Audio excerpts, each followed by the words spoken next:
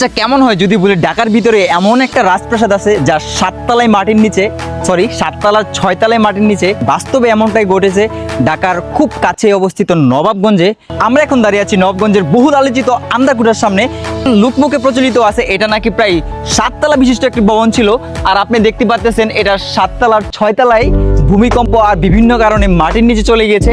এই অবশিষ্ট 1 তলা বিশিষ্ট এই ভবনটাই এখন আছে। তো এই ভবনটা দেখতে কেমন, এটার লোকেশন কোথায় জানতে হলে আজকের ভিডিওটা পুরোটা দেখতে হবে। চলুন আমার সাথে।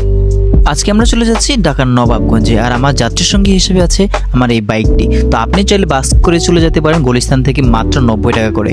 নবাবগঞ্জ নেমে মাত্র 10 টাকা রিক্সা ভাড়া দিয়ে চলে যেতে পারবেন এই সুন্দর জায়গাটিতে। বাহির থেকে সাধারণ কোনো পুরনো স্থাপনা মনে হলেও এর ভিতরেই লুকিয়ে আছে শত শত বছরের ইতিহাস আর রহস্য। এটা ছিল 700 বছর আগে খেলারাম দাতার এক ব্যক্তিগত কোঠা, কিন্তু স্থানীয়দের ভাষায় এটাকে আন্ধার কোঠা বা ভূতের বাড়ি হিসেবেও পরিচিত। চারদিকে সবুজ প্রকৃতি, পূর্ণ স্থাপত্য আর এক রহস্যময় পরিবেশ, সব মিলিয়ে মনে হবে আপনি কোনো সিনেমার দৃশ্যে চলে এসেছেন।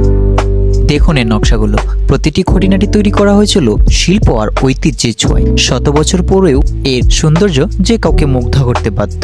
চলুন কথা না বাড়িয়ে ভিতরে যাওয়া যাক। যদি এখন পুনর্নির্মাণ কাজ চলিতেছে, তাই এখানে জনসাধারণের জন্য প্রবেশ নিষেধ। তবে 1 মাসের মধ্যেই এটা খুলতে যাচ্ছে নতুন রূপে। আমরা অবশেষে অনুমতি নিয়ে ভিতরে প্রবেশ করি। ভিতরে ঢুকতেই একটা রহস্যময় সিঁড়ি পড়বে। সিঁড়িতে উঠতে উঠতে আমরা দেখতে পাই এই সুন্দর দৃশ্যটি, যা সত্যিই মুগ্ধ করে আমাদের। অবিশ্বাস্য হলেও সত্যি, এটা একটা 7 তলা বিশিষ্ট বিল্ডিং ছিল, যদিও 6 তলা ইতিমধ্যে মাটির নিচে চলে গেছে। দেখতে পারতেছেন এটা নতুনভাবে সংস্কার কাজ চালু আছে এই মুহূর্তে। তো এখন চুন লাগাচ্ছে, এটা হতে পারে নতুন একটা রূপে আপনারা দেখতে পারবেন।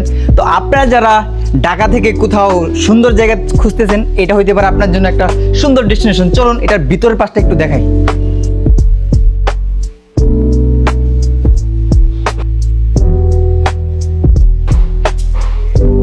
আপনারা যারা পরিবার পরিজন কিংবা বন্ধুবান্ধব নিয়ে একদিনের ট্যুরের জন্য বের হতে চাচ্ছেন, এটা হইতে পারে আপনাদের জন্য একটা সুন্দর ডেস্টিনেশন। যারা ফটো প্রেমিক, ভিডিও বানাতে চান, তারাও এই জায়গাটা আসতে পারে। সত্যি বলতে এটা একটা আন্ডাররেটেড জায়গা। যদিও বাংলাদেশে অসংখ্য জায়গা আছে সুন্দর সুন্দর ঘোরার মতো, কিন্তু সঠিক পরিচর্যার অভাবে এগুলো বিলীন হয়ে যাচ্ছে। এর কারুকার্যগুলো দেখুন, সত্যি সত্যি প্রশংসনীয়। একসময় এখানে ছিল রাজকীয় জীবনযাপন, জমিদারদের আনাগোনা। জমিদারদের রেখে যাওয়া স্মৃতিগুলো আজও পরম মমতায় দাঁড়িয়ে আছে এর প্রতিটি কোণায়। এটা হচ্ছে 7 তলার সিঁড়ির, যেখান দিয়ে হচ্ছে নিচে যাওয়া যায়।